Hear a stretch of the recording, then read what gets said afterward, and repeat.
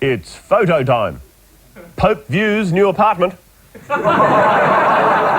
Blair so complacent he uses shopping list as election policy. Charles's phone calls to Camilla finally available in Dolby Stereo. Advanced hair studio working with Baz Luhrmann on secret project. Animal living under power lines gets compensation. Amazing coincidence as Aussie cricketers discover shared birthday. In the past week, both coalition and federal opposition MPs have been focusing on the need to change the current superannuation entitlements for federal MPs. David Graham is a backbencher elected in 1993.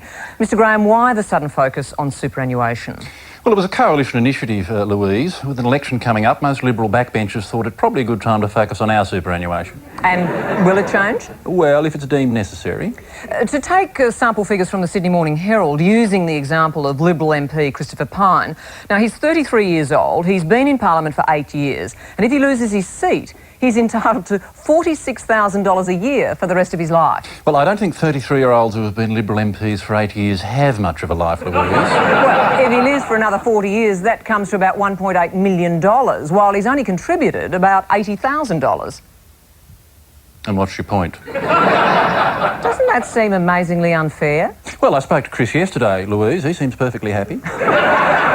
Isn't this why MP Super needs attention? Look, let's not get carried away with this change stuff. Now, we need some compensation for the lack of job security. And we could lose our jobs after 3 years. Unlike, say, a one-tel worker who could lose their job in 3 weeks. Yes, but to a one-tel worker, redundancy is a surprise. Now, we have to stare down that opinion poll abyss for 3 long years. Well, at the moment, most MPs can have access to their superannuation from the time they leave Parliament. They don't have to wait to age 55 like other Australians. Yeah, well, an MP isn't like other Australians. Oh, why not? Well, we have this amazing super scheme. Yes, on average, nearly 70% of an MP's super payout is covered by the taxpayers. Oh, you mean the losers who elected us? Oh, bitch, bitch, bitch. Mr Graham, you wouldn't be deliberately trying to lose your seat to collect your super, would you? Did I mention that most voters in my electorate are whinging mongrels? Yeah. Mr Graham, thank you for your time. Thanks, it's been super. Look, up in the sky, it's Superman. By day, just a bunch of mild-mannered politicians. But as an election loss gets nearer, they transform into Superman. Able to earn huge amounts of money in half the time of mortal men. Funded by an endless source of powerless taxpayers.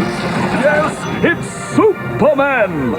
Fighting for truth, pensions, and a lump sum payment. Up, up, and away!